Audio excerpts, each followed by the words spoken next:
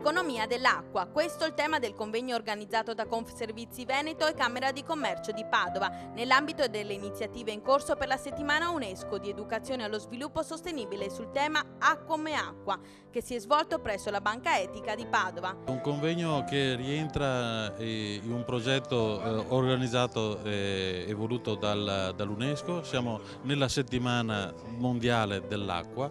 L'acqua è un bene primario che non è infinito e quindi dobbiamo saperlo usare e proteggere, sia come bene da assumere come persone, ma anche come territorio che deve essere salvaguardato. Istituzioni, aziende e associazioni di volontariato di Padova per la prima volta si sono ritrovati uniti in nome dell'acqua, un convegno aperto al pubblico per fare il punto sugli investimenti, le proposte e i progetti dei servizi idrici orientati allo sviluppo sostenibile e responsabile del territorio padovano. Noi riteniamo, con un po' di presunzione, noi veneti, di avere una particolare attenzione nella gestione delle aziende che distribuiscono l'acqua nel nostro territorio e pertanto ci siamo candidati anche ad essere un po', come dire, leader formatori sull'utilizzo di un bene così importante.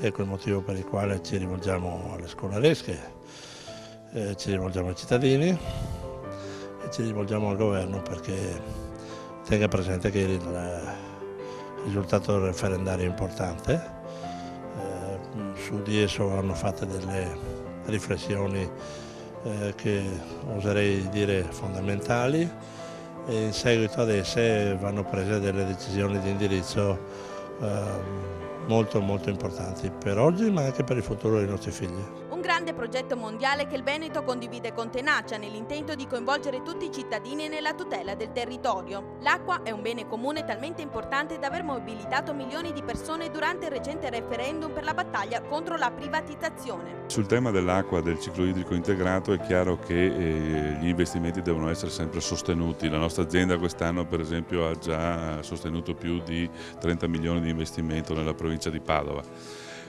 Questo presuppone che ci sia una normativa chiara per quanto riguarda i ristori dal punto di vista economico.